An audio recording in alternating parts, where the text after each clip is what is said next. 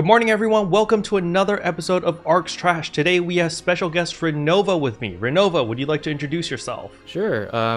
Hello, everyone. My name is Nova, also referred as ZNRenova. I'm also a PSO2 official content creator, much like Keroppi here, and I'm also a Rappy Mascot VTuber on Twitch. All right, cool. So, tell us a little bit about your history of content creation. Did you start with Twitch or YouTube, or where did you begin? So at first I started with YouTube because I was playing a couple MMOs before PSO2, and then I got really intrigued in Fiesta. I'm not sure if you heard about it. I've heard of it. I've never played it though. Okay, it's kind of like Final Fantasy, but less flashy. But I've been playing that since my high school years, for like at least 2-3 years now, and then it started dying out because the community stopped playing, and then everyone's moving on. And then I recently made like raid videos regarding that game. I had a lot of fun with it growing up, and then the community didn't go well, so things started dying, and then my channel started dying from there. So YouTube, you started with Fiesta, but didn't you play MapleStory? I could swear you've played MapleStory before, haven't you? Nope, I started with Fiesta. I did hear about MapleStory, but I didn't really get into it. I did try it at first, but I couldn't get into it because it was kind of hard. After Fiesta, I went to Elsword, and then that's where my channel started to grow because everyone was watching PvP, and Elsword is pretty big on PvP nowadays. And then some people were searching Elsword PvP on YouTube, and then some found my channels from there. And then, so you went from Fiesta to Elsword to PSO2, or was there something else in between? So it was like Fiesta to Elsword, and then some filler MMOs like Closers, and then after that I found PSO. Did you ever play any competitive like MMOs-ish? Well, I mean, I don't know. Does Guns count as an MMO to you? I don't think I've ever heard of that, to be honest. Oh, really? You've never played Guns? Yeah.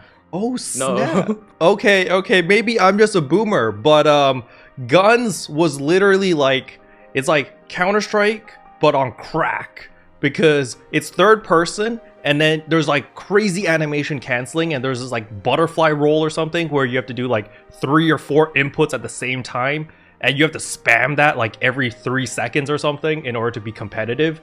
And it was crazy. It was a very, very like high tier, mechanically skilled game. It was very competitive, but it never became an esports, unfortunately. But I would love to have seen that become an esports. I just thought that you were more in the competitive side of things. Yeah, I wanted to be, but the way that I play games now, I slowly rolled off the competitive side because it was too toxic. So I started rolling out to like MMO or PvP because I think I would enjoy that more. Because it's not really esports competitive, right? It's just for fun. Mm-hmm. Gotcha. Okay, so what got you into PSO2? The very first PSO game that I played was the portable version on the PSP. And then I played the first one, and then when I finished the first one, I played the PSP Portable 2. And then the mechanics in that game, being able to dual wield any kind of weapons, is really cool to me. I was hoping if I can find more research to do more like that. Sadly, I couldn't, so I decided to play more PSP2. Years passed, I found out that PSO2 was being released, right, in JP. And then I tried going out of my way to get all those third-party stuff, get those English translations. And I was doing this on my $300 boomer laptop because I really wanted to play. Oh my goodness. $300 laptop. Like, could it even run PSO2? Like, after you got everything sorted out, did it run properly? Actually, yeah, surprisingly. It wasn't even a gaming laptop either. It was just like a normal school laptop of a Toshiba laptop. Yeah, I was able to run Fiesta and Elsword through it too, so I'm like, this is good enough. I mean, to be honest, Fiesta and Elsword, if you look at the graphics there, it's not super graphically intensive, right? Right. So, yeah. I mean, I'm surprised. PSO2, the base game, has always been praised in the sense that you can literally run it on a toaster, right? Because it's really well optimized, even though the graphics are, they're semi-decent, especially with the new graphics update that we got. It looks okay, but I can definitely feel that a lot of people, myself included, were turned off from PSO2 because of the graphics. Like, I gave PSO2 a chance when I quit Blade and Soul, because Blade and Soul was, it was following the traditional Korean MMO monetization Right. path, where it's like, yeah, you gotcha here, you spend money in order to gear up, or you sink in 100 hours. And so obviously I was like, bro, I'd rather spend $50 than spend 100 hours farming. So I spent a lot of money on that game. And in the end, I quit because I was just like, bro, this is garbage, because the developer didn't give a shit about the community. There was no creator program, there was nothing, and I was given, it was rock bottom for me. And so I was like, screw this game, I'm done. And so I moved over to PSO2. And at first, I was like, what is this shit game, man? Like, the graphics look like dog crap, and like, it did look nice. But as I played more and I played the braver, I was just like, yo, this combat, this movement, this is cool. And unlike you, I've never played any Phantasy Star before. So PSO2 was my first entry into the Phantasy Star universe, or the series. Wow, really? Yeah. And funny story, we're going off on a tangent here, but I used to be a Final Fantasy player. So I never played Final Fantasy 14, like the online ones, but I've always liked the single player experiences. So the first Final Fantasy I played was actually 10. It wasn't 7, even though I was born way when 7, I was old enough to play 7 when it came out. But I never got around to it, because back then when 7 came out, you had like 4 different CDs for your PlayStation 1. And like I got to the first CD and I played through it, and it told me to switch CDs. And I was just like, what do I do? My brain couldn't understand like how to switch the CD. There was multiple CDs for one game? Yeah, dude. Final Fantasy VII was 4 different CDs. It was a huge game. And yeah. I didn't even know that, and I never played the game. Oh my goodness. Yeah, it was huge, because back then, each CD we had only held, I think it was 700 megabytes per CD. Oh my god. So, like, Final Fantasy VII was multiple gigabytes. So that's why they needed 4 separate CDs. And, like, you would play through certain parts, and then you would save the game, and then before you go to like a boss fight, it would give you a notification being like, oh, please switch to CD 2 or disc 2, disc 3, disc 4, whatever. So I never beat Final Fantasy VII. I only beat the Midgard area, which is like where the remastered version or the remake, like it pretty much ends there. And so I'm just like, oh man, I need to wait until the new remake is finished before I can actually beat Final Fantasy VII. And yeah, so that's my story. I'm more of a Final Fantasy person than a PSO person. But PSO2 was my entry into this whole series, and I freaking love it. I didn't know that. I barely played any Final Fantasy games, even up till now. And then so, like, when NGS came out, what were you looking forward to? What were you expecting? Were you able to play the beta when it first came out? Yes, actually. I didn't get into the first beta that it held, but the second beta, when the registrations came through, I was able to get in that. But then when I tried testing it in the JP site, I could not understand a word. I just kept winging it because it was so cool. And then when I was testing the beta, I was not expecting for them to have a tongue slider in there for the character creation. I was like, this blows my mind, and I'm pretty sure this is a lot of PSO players is gonna like this with all the roleplays that's going on. Yeah, true. So actually, PSO is the first game that I played where like role playing and cosplaying and all of this stuff was a thing. Like when I played Blade and Soul and I played Black Desert Online, like you don't really see that many like role players that much. It's kind of just like, yeah, we're here to grind, we're here to gear up, we're here to make money, so forth and so on. It was like a very traditional MMO progression system, but PSO is like the first MMO that I've ever played where it's like, yo, your end game depends on you. You can go fashion, you can go get min-max gear, you can do lobby emotes or whatever. And it was just really unique, right? And so since you're from the whole Phantasy Star thing, you started with Portable. Like, was this normal for you when you started the PSO2 or NGS? Yeah, actually, when I started playing PSO2 on the global side, because I couldn't get into the JP side because of all the tweaker issues and then all the file deletion, all that I didn't want to deal with. It was kind of interesting to see but it was kind of entertaining at the same time. Even though when I was AFKing or like doing some other stuff while AFKing in the game, I just read the chat, just glimpsing over, and then they're just like role playing this and that in like the lobby, which is kind of cool. I enjoyed that back then, but I don't see that much anymore now. Yep, for sure. NGS's terms and conditions and rules are definitely quite the quite the hot topic nowadays. So yeah, I mean, you know, before we talk about any of that sensitive stuff, I want to ask you, how hyped are you that you got into the official creators program? Like, were you expecting to get in at all when you applied? I'm actually happy that I got in, but very surprised because they had that weird, what's that word, requirement saying that you need like a specific number of views to get in. My channel, it didn't have that many views to begin with, so I thought, I was like, sure, I'll apply for it, see if I can get in. If I do get in, I'll turn on my webcam and start streaming with that on most often. But then, and when they announced the official creators, I saw my name, I'm like, wait a minute, that's not right. I shouldn't get into this program. My YouTube channel is like very underwhelming in views. So I'm like, I'm kind of happy. Yeah, I mean, I give this advice to a lot of creators because it's less about the numbers. If you focus too much on the numbers, you're gonna get depressed, right? Yeah, I even told myself that I make content for the game because I enjoy the game, not because of the views. So it didn't really matter to me if my views weren't high. I just do it because I like the game. It's like, that's all there is to it. Yep, exactly. Like, I know there are a lot of content creators which are striving to, like, you know, get to the same size as my channel.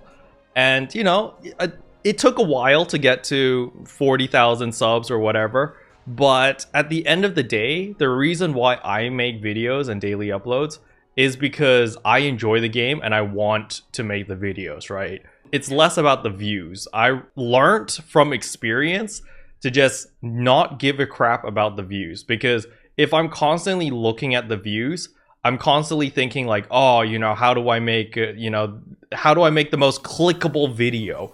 And it hurts the quality of the video because I make things that I don't want to talk about for the sake of views. And it really shows through the video, like, you know, I'm not as enthusiastic. So in the end, I was just like, no, fudge it. If I'm not interested in a topic, I just won't cover it.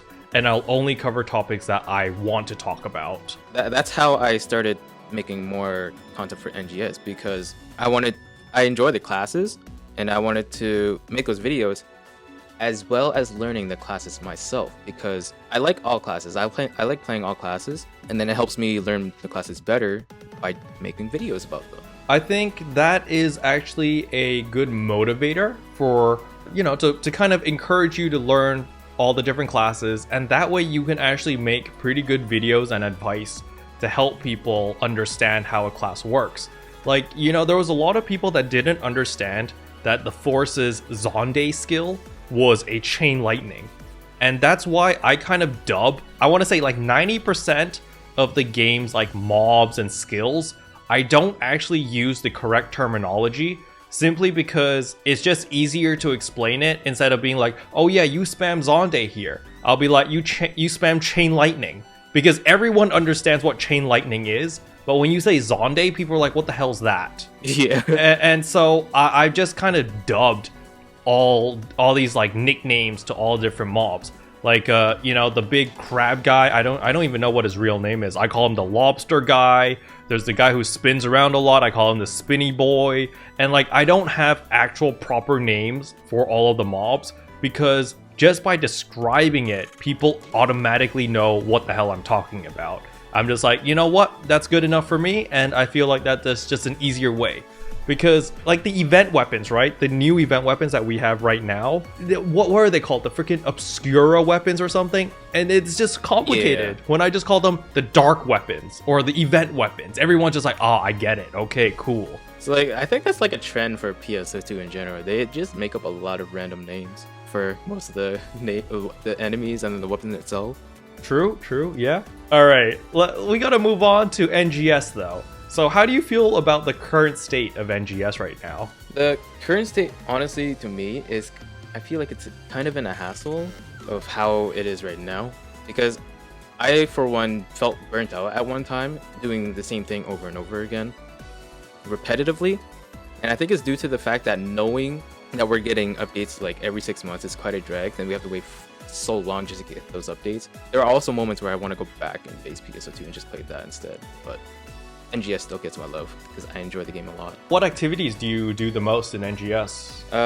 As of right now, I've been fighting a lot of Gigaboojins just so I can test these new PAs. Like, I just finished my last one like a week ago. That's how I was able to learn the class, because Gigaboojin was my key trainer to go to because he constantly attacks you with no one around. So, like, that's all you do? You just train on the Gigaboojin? You just get good at the game? Do you not do any combat zones, geometric labyrinth, exploration zones, farming, gearing up, any of those things? Then and there sometimes, but I feel like NGS is the type of game where you upgrade one set. You don't have to upgrade for another couple months. Sometimes I would do Geolab with a group of people, sometimes alone, but sometimes alone is quite a bit of a hassle if you want to try to get S rank with it. I just don't understand how people can do it, because it takes a lot of work just to clear it. Yeah, for sure. If you're going for S rank, it's definitely got some scaling issues. Like, the HP scaling is stupid.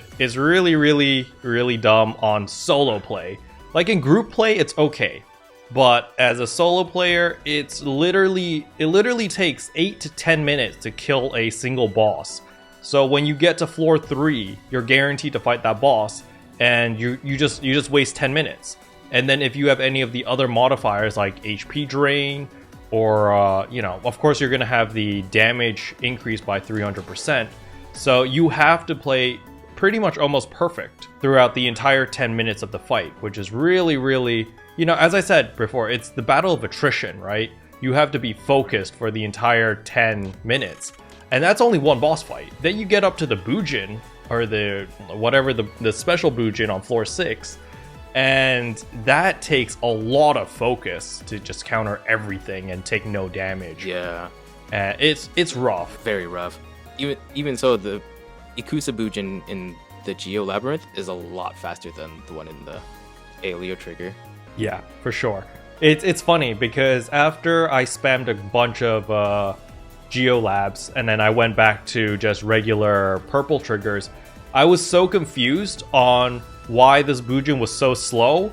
Like, I was like, dude, am I in like freaking Ultra Instinct or something? Like, why is this guy so slow?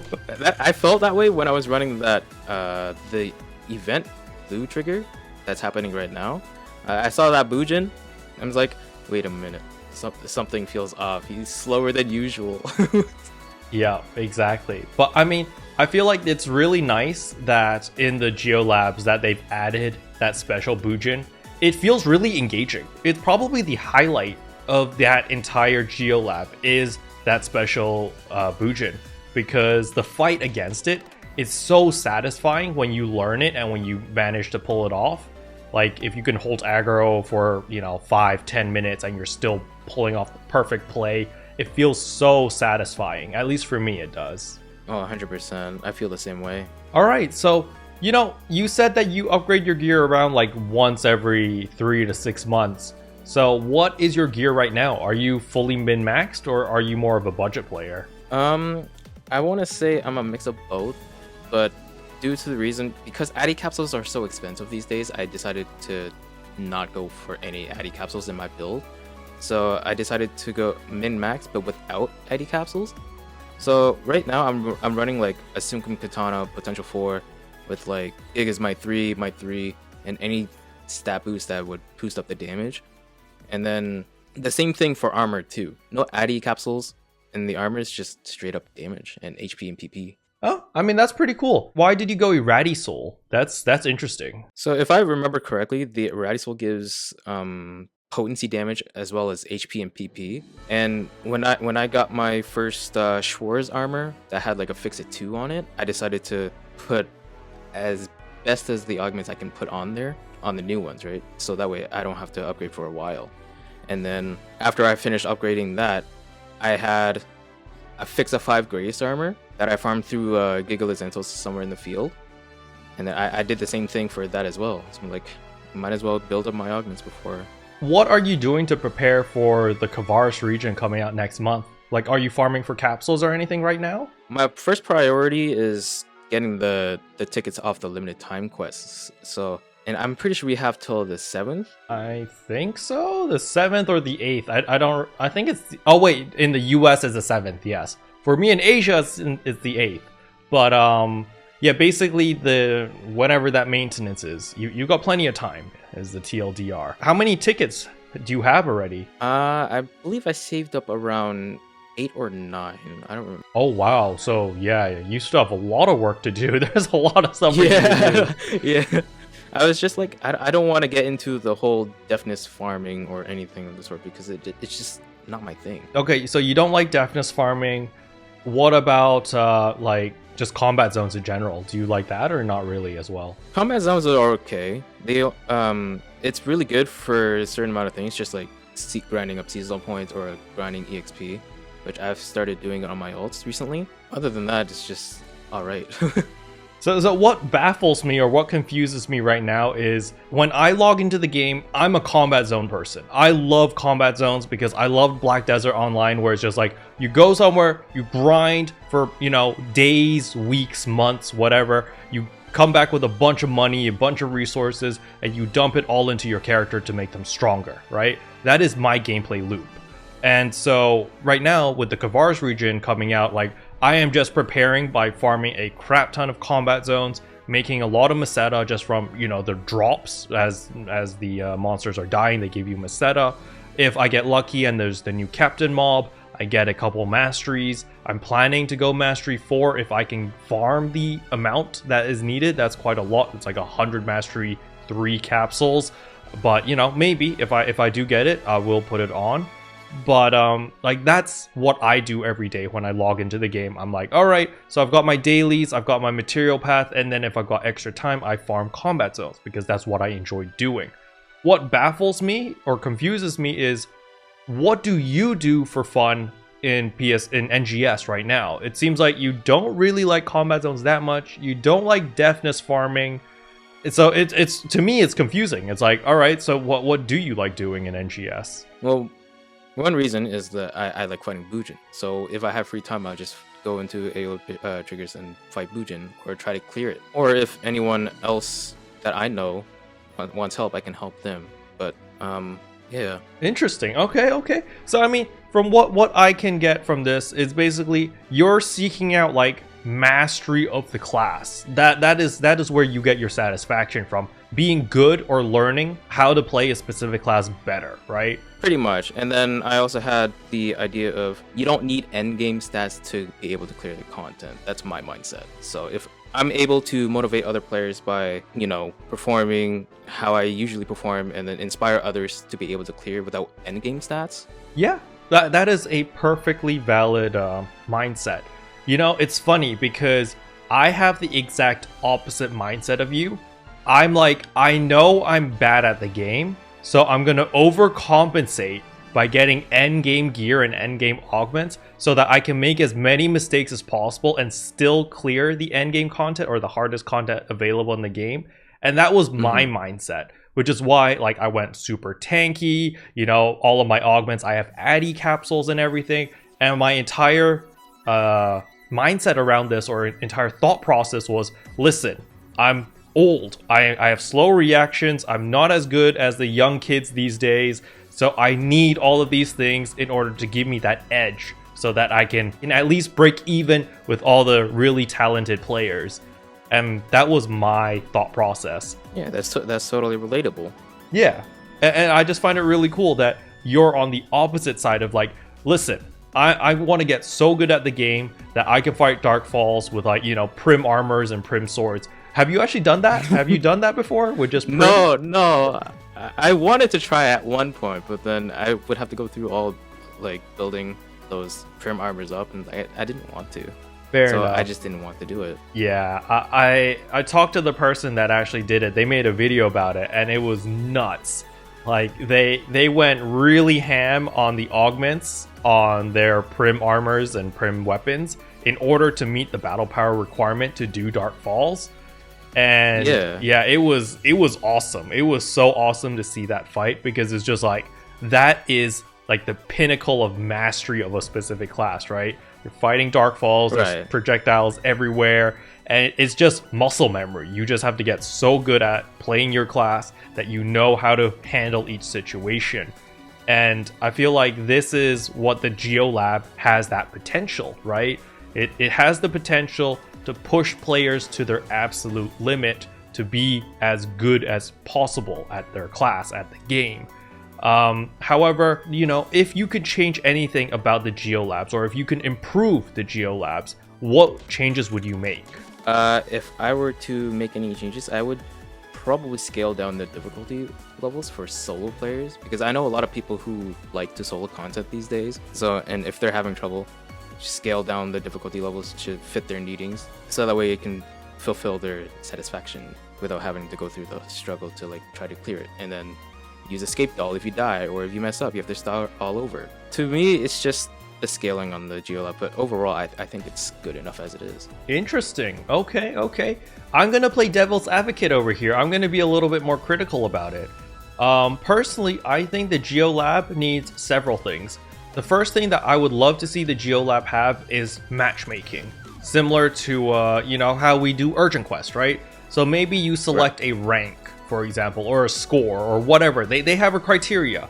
For example, if you want to queue in for S ranks, or queue in for A ranks, or queue in for whatever, and then there's like a recommended battle power requirement, so that people don't go in with like garbage gear and just hope to get carried for S rank or whatever, and so that would entice people to actually do the Geolabs, because I know a lot of people don't do the Geolabs because it's like, oh, as a solo player, maybe I play like a force or a ranger. I'm more of a support type of player, but I can't solo it and get an S rank, for example, because soloing S rank is stupidly hard. It's stupid hard. Very, it's ridiculously hard, yeah. And then so a lot of people are pretty much resorting to like what I do, where I just spam the Geolabs for A rank. I get 1 million points each run, and it's just fast and easy and whatever. But a lot of people want to play group play, because maybe there's players out there that just enjoy playing Techer, or enjoy playing Ranger, or enjoy playing Force, and they're like, yo, we need a team that kind of synergizes together, and it's just a more enjoyable experience when you play together with people. And so matchmaking is something that I would love to see in the Geolabs, where people can queue in, and that way they can play together. Another thing for solo players is, of course, the scaling. I don't want them to scale everything down like crazy, because I feel like that kind of defeats the purpose. But I do think the HP scaling specifically, I don't want fights to take so long. Maybe on solo play, you can change the modifier where you can increase the mob's damage even further, like further from the cap of 300%. Give it so that mobs hit like 500%, but their HP is only increased by 100%. So like, you can play around with the percentages in order to still achieve that S rank. So if you're super crazy, like let's say that you're solo and you just want to do that perfect no-hit run, so you can set the enemy damage to like 1000%. So any mob that hits you, you literally die in one hit, but their HP is normal. It's 0% increase of HP. And so I feel like that is also a different sense of mastery, right? Instead of a battle of attrition, it's like, listen, this is a no-hit run. You gotta play perfectly, but you can get the S rank if you beat it. And it won't feel as tedious, I'd say. It would be like, yo, I can actually do this. It's manageable. I just need to focus for 10 minutes, right? And I can finish the entire run. Instead of its current state, where it's like, I need to focus for 40 minutes to clear the freaking Geolabs with S rank. It could be very time consuming too. The one reason why I like the Geolab is it gets you to learn the class better. That's one reason why I like it. Plus there's like records or like rankings of how many points you got with the certain class. I'm pretty sure when you select the challengers or something like that, right? And then when you queue in with a party, there's like a list of solo clear with points, or like the clears with a party. with all the challenges that you used for it. So I'm thinking that would be pretty ideal for people who would like to learn the class better, regardless of gear, because you can go in at level 30 without any battle requirements or something like that. I don't remember. I don't know about the battle requirements, but I did go in as level 30 because I leveled up my my hunter by spamming the Geolabs. So from level 30 to like I think to like level 40, I leveled up purely from the Geolabs as hunter main class because I was learning how to use wired lances, and yeah, it was super fun. Like I really enjoyed learning new things about the wired lance and about the hunter in general.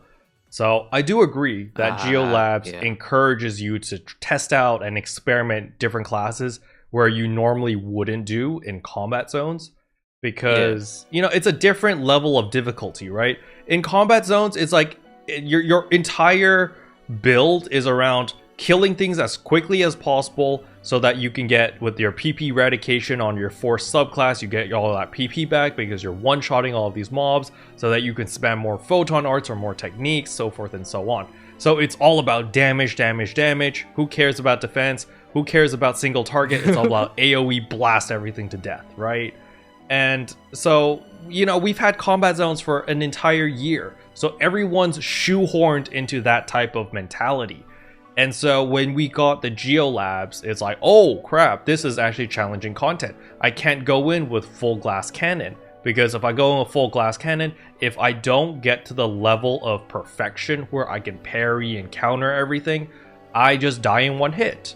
And then on top of that, they give you that peer pressure, or I mean, I guess it's not peer pressure, but it's that sort of urgency when your HP starts draining and you're on 1 HP. Like, playing the entire run with 1 HP versus playing with full HP but getting one shot is a totally different sense of pressure, for me at least. Like, I feel 100%. Right, like when I'm at 1 HP, I am so scared. I play super passive because I'm just like, bro, I'm on 1 HP. But if I'm full HP and like the mob has like, you know, 400% or 300% attack damage, I go full ham on them because I'm like, yo, I don't care. Sure, I might die in one hit, but I'm full HP. And I don't know, it gives me a false sense of like, you know, security or confidence or something, and I just go ham on the boss. That's another thing. I've always been wondering how the EXP would be in there, because I never ran it at low levels. It's okay. I was leveling like 1 level every 10 runs-ish. That's like 10% of your EXP. That's not bad. Yeah, it's not bad. It scales to your level though. So when you're level 45, you gain a lot more EXP versus when you run it as level 30. It's not like a fixed amount. So yeah. Yeah, that makes sense. Do you have anything else that you want to talk about regarding the Geolabs? Not as much. What do you think about the weapon series? The Cuckoo Roseate weapons like are specifically designed for the Geolabs, right? Do you think that is a good thing or a bad thing? What are your thoughts about that? I think that it's a good thing that they developed those weapons just for the pyramid itself, because it gives you that sense of damage reductions on the weapon itself, and the enemies in the Geolab can hit like a truck. It doesn't matter what enemy it is. It could be like a Gigatino or something that they don't hit as much, and it can completely backfire if you like miss a step or something, and then you could just die from there. And if you don't have like a escape doll, you would have to start over. But the weapons can change that, which is why I like the weapons, even though I didn't build one yet, even though I should. Wait, really? So wait, yeah, I did. Have you got an S rank on Geolabs without a Cuckoo Roseate? Not yet. I've only gotten up to an A rank so far. It'd be cool to try to get S rank without a Cuckoo weapon. Yeah, like I got an S rank, but I used a Cuckoo Roseate weapon. I learned very quickly. Like once I was at, I think it was like 200% damage multiplier increase. Like I was like, oh wow, okay, this hurts. This hurts a lot. So I bit the bullet and I went and built a Cuckoo Roseate weapon because I was like, I can't deal with this. It's too much. Yeah, I'm leaning towards that direction too because they don't mess around. Yeah, it really hurts. But, you know, something that I'm interested in is with the whole Kavaris region coming out, we are getting the level 60 level cap increase. And as we know, the Geometric Labyrinth scales to the maximum level or the highest level player in the lab. And so that means that the mobs are going to also be level 60 when we go in the next time after the Kavaris region releases.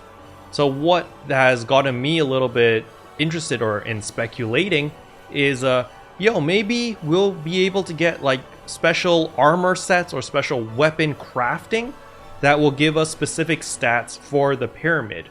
So for example, let's say that in your case you strive to play perfectly. So maybe there's a weapon where instead of giving you 55% damage reduction, it gives you 55% more potency, but you take 100% more damage, right? So it's like fully damage oriented. It demands you to play perfectly, but it rewards you with tons of damage. And so, like, for example, let's say our Kukurosiat weapon, you can branch off and craft 3 separate weapons. One is like pure glass cannon, one is a balanced one, and one is even more defense at the cost of damage or something, right? And so it would give a sense of customizability. So for example, let's say that your role in the Geometric Labyrinth is the tank, because you're playing Hunter main class, you've got Warcry, and you're like, all right, cool. My role in the team is to Warcry, stay alive, hold aggro, and maybe I'm not as skilled as a player, so I would go the new super tanky version, where it's like I have 200% damage reduction, but I deal, 100% less damage or something. But like if you're a DPS character, you can go this special damage oriented one where you take 200% more damage, but you deal 400% more damage or something, right? And right. I feel like that would be really cool. And then on top of that, maybe armor sets, because we have armor right now in NGS, but we don't have any set bonuses like what we had in the base game. I would love to see some armors with some set bonuses and stuff like that, where they give unique passives.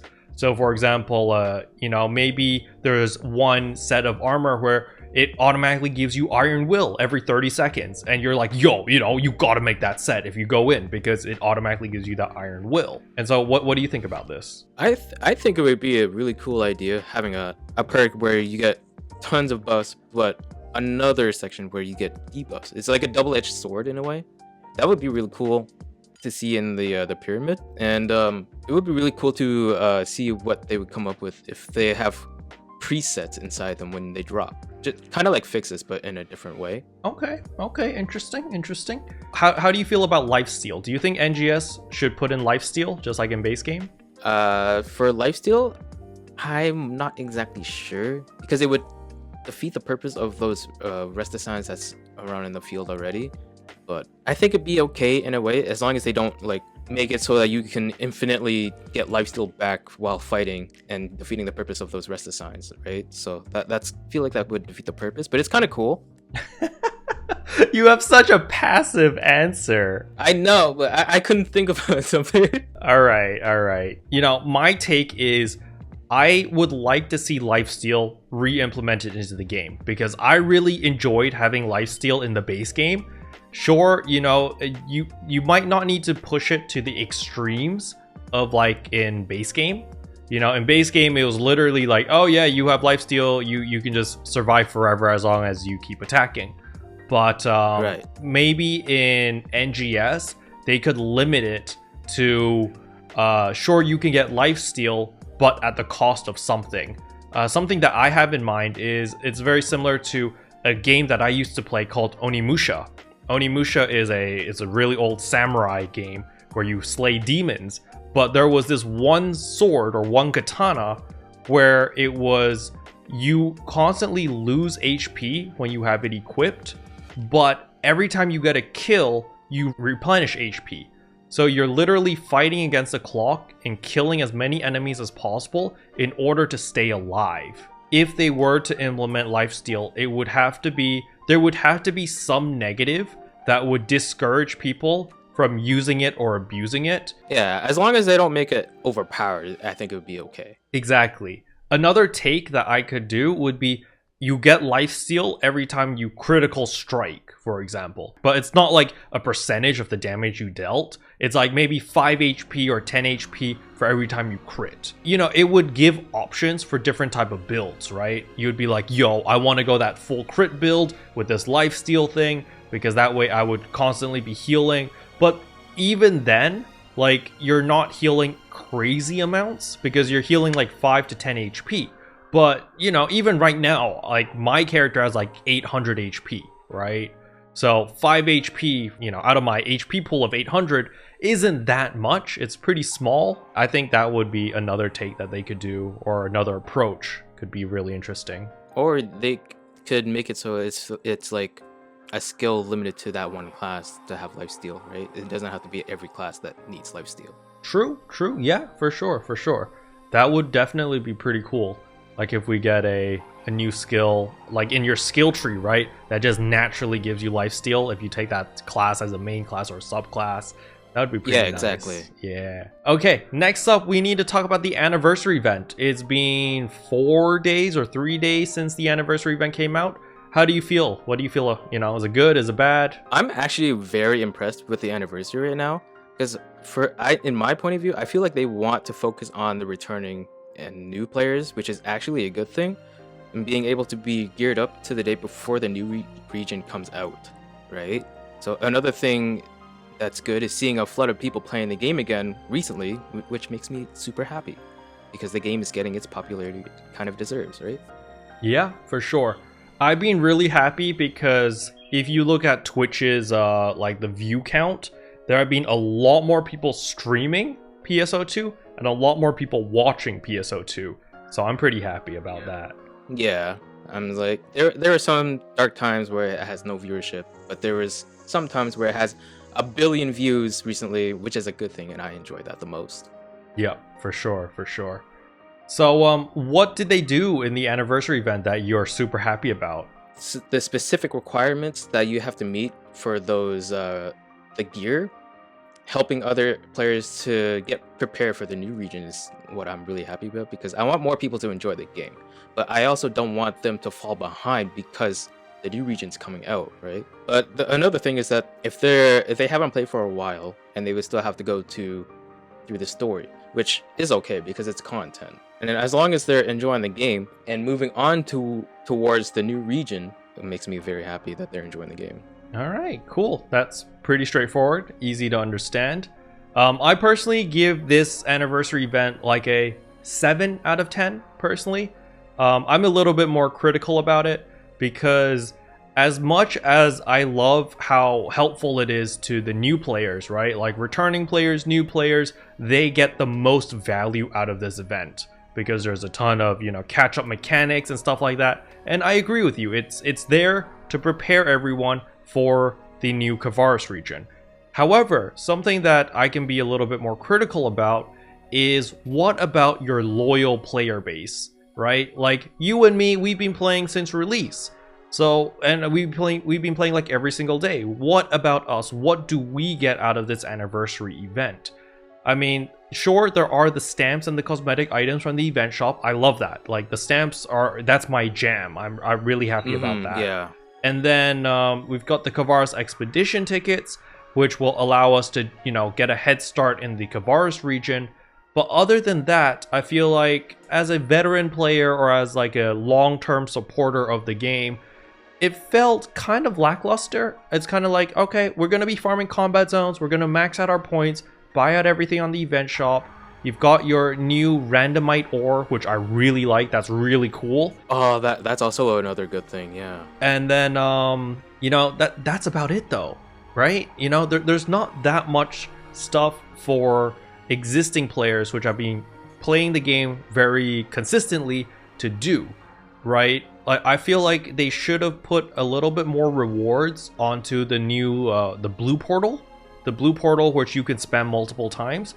I feel like they should have made that a little bit more enticing on like, hey, maybe you can get like, you know, the ninja dash from that, or you can get some like, you know, all the different motion items which you can get from the purple triggers or from the geometric labyrinth or from just like other means. Like throw in a bunch of extra cosmetic stuff into the loot pool in that trigger, so people are incentivized to run that multiple times. Or maybe, you know, just add something to give people a little bit more purpose, so they're like, yo, I want to run this as much as possible because it's the anniversary event, you know, it's the first year anniversary, we get a bunch of goodies.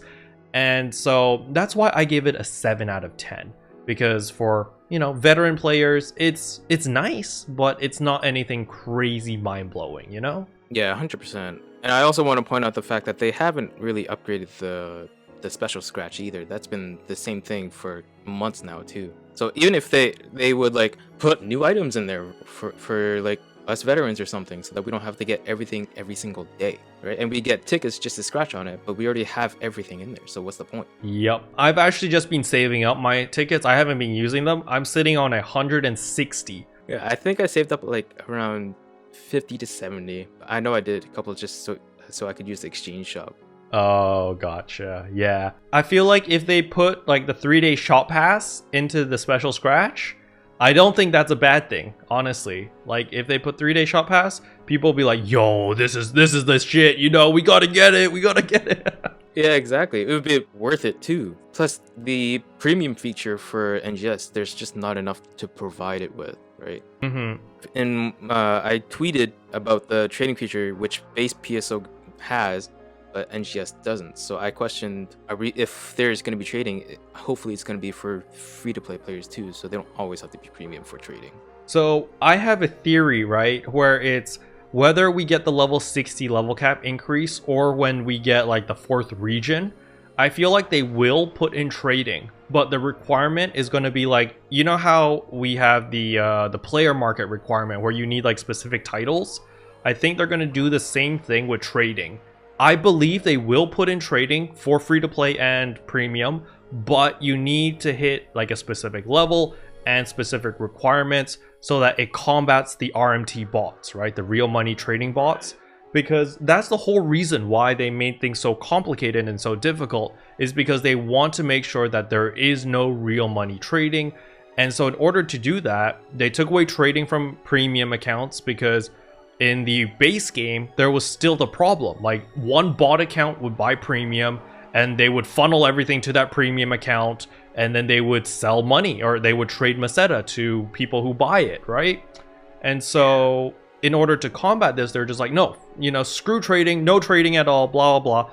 But I think they've come to realize that, okay, you know, maybe we went too extreme there, but how are we going to combat the RMT? So they got to make it so it's not worth the botter's time to actually get the titles and the achievements at the levels and to beat all the story. And so I believe that later down in, you know, in the life cycle of NGS, we will get trading, but it's going to be like, yo, you need to get to max level, you need to kill, you know, 1 million mobs or something, and you need to spend more than, you know, 100,000, no, maybe more, maybe like 10 million Meseta on the player market. And there, you know, all of these weird titles where it makes it super not worth it for a bot to go through all of these loopholes only to be banned like the moment they do like one trade, right? And I feel like that is probably the play they'll do. It's just at the current state of the game, where level 45 takes like what? It takes you like 3 days to get to level 45 if you go really no life. And it's like, you know, that's a little bit too easy for the bots, right? If you have a bot that just farms somewhere for, you know, 3 days 24/7, and then they're, or 24/3 I guess, and then they can gain access to trading, that would still cause a lot of issues. But if you had to play through the story up to like level 60 or up to level 80 or whatever, and then you needed all of these different titles and requirements, I think that would discourage a lot of bots from doing, you know, meeting all those criterias. And thus, the free-to-play players and the premium players can still enjoy trading without having any of the downsides of, like, you know, what Sega's worried about. That's my take, at least. Yeah, completely relatable. I 100% agree. Yeah. So, moving on to our next question, I need to ask, do you think Sega is improving the current state of the game, and how so? I feel like they somewhat are. It's kind of hard to tell due to the recent events lately with the ban appeals and all that sorts. I'm not sure if you're aware of what there was a player whose outfit got announced officially, but the player cannot play the game because they're banned. Yeah, I read that on Twitter. I believe it was Percent Plus, right? That was Yeah. Yeah, they made the Rainmaker outfit, which looks really badass, you know, props to that. But yeah, I mean, I feel like there's more to that story that meets the eye.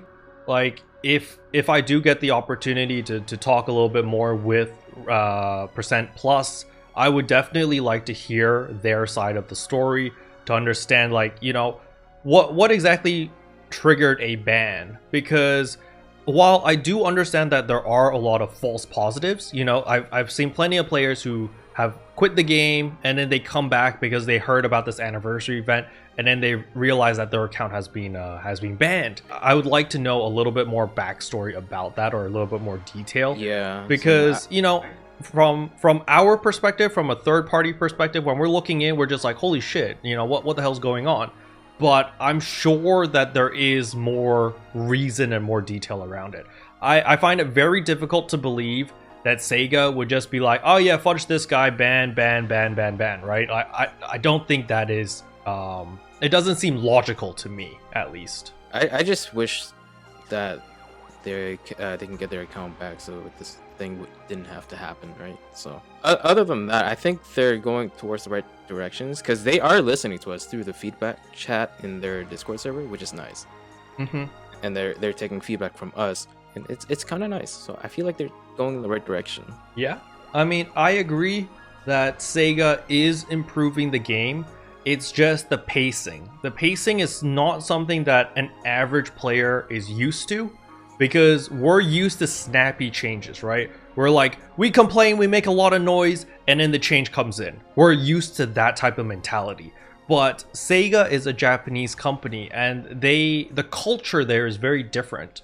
The change is extremely slow. Like, remember how long we complained about finding all the different red boxes, how we wanted like a scanning device of some sort?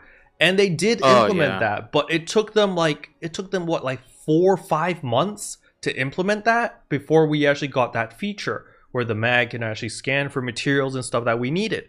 Before, it was just like, yeah, good luck. You're in the open world. There's no indication of like where's what.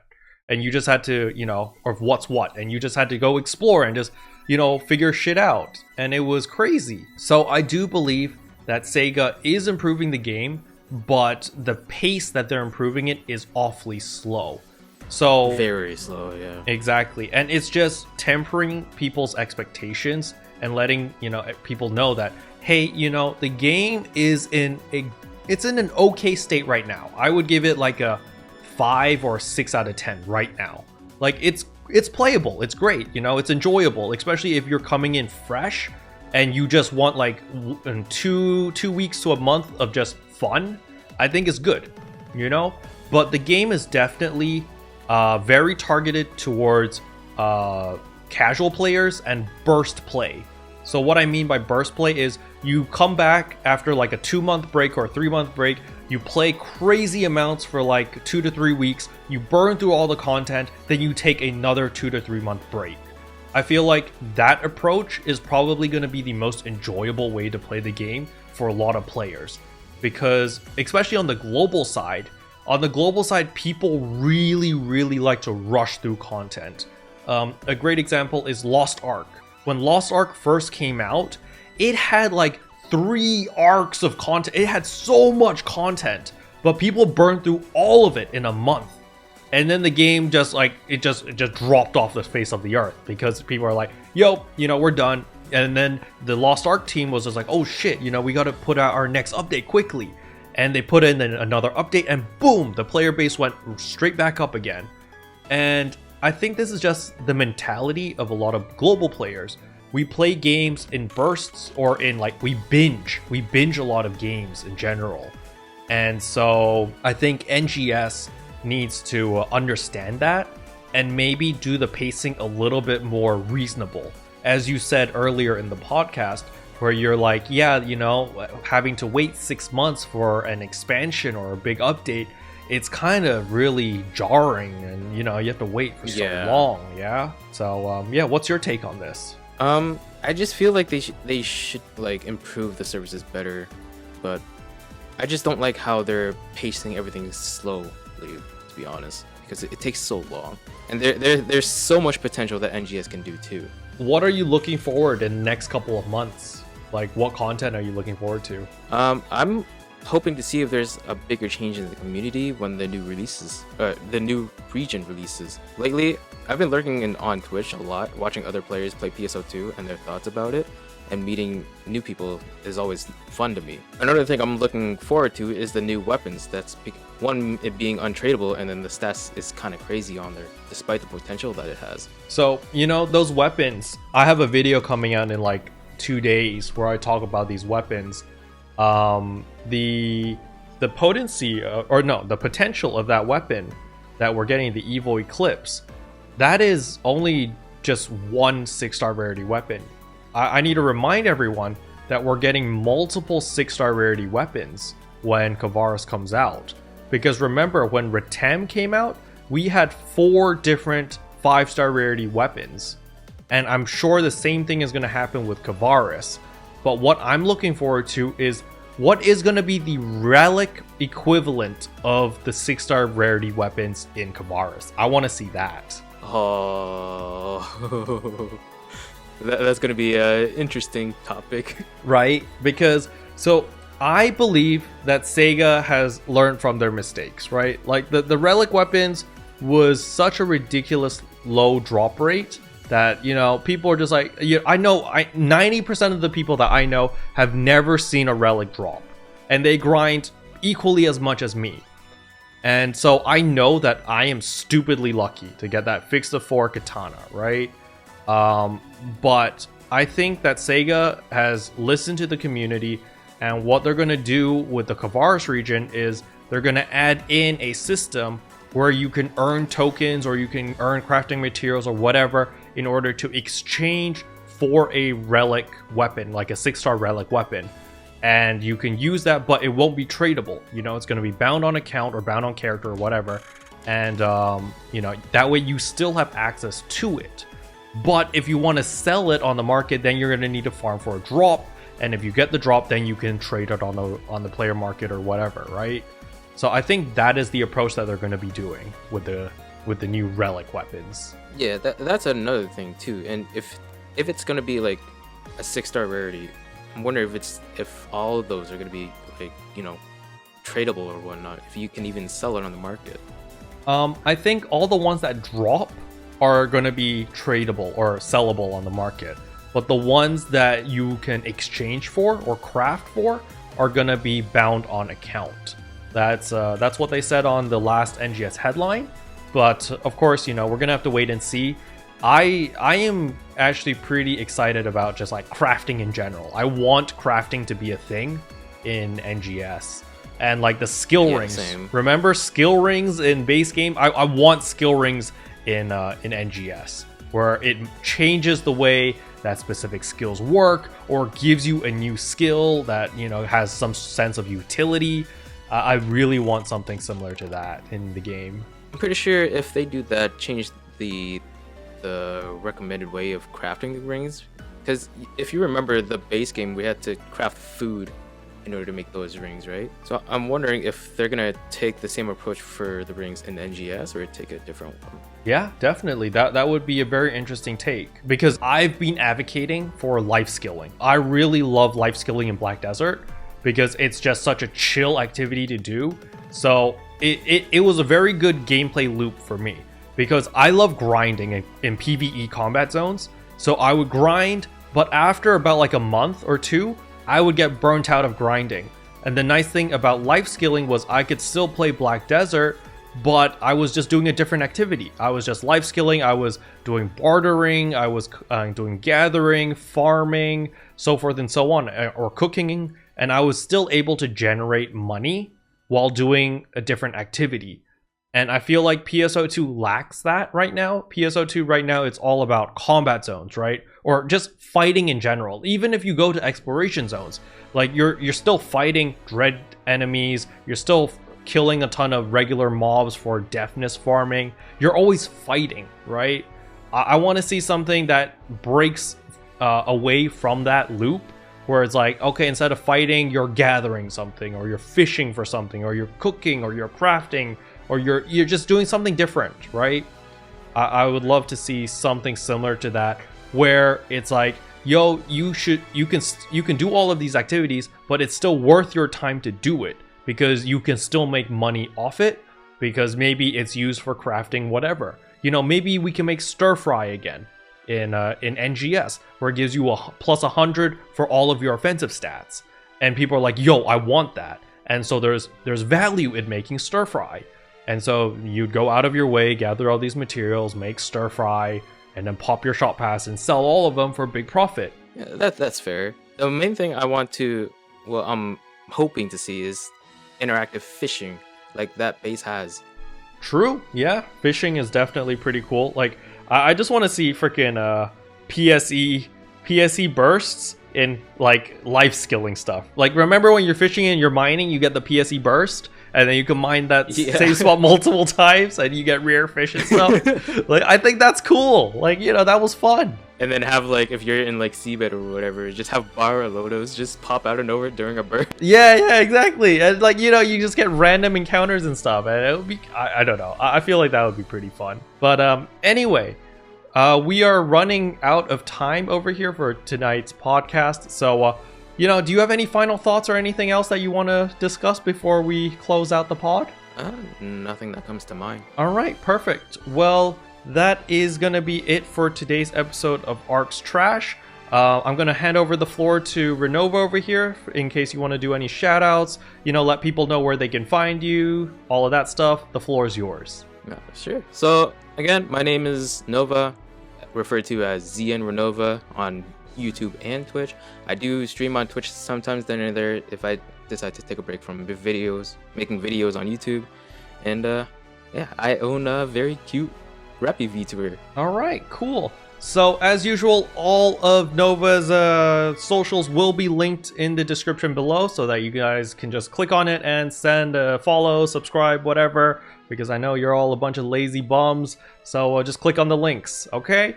But yeah, that is it for today's episode. Hopefully you guys enjoyed it. If you did, I would appreciate a like and a subscribe, and we'll see you guys next time. Bye! Special thanks to all the members for supporting the channel. It really means a lot to me. Thank you again. What can I say except Geolab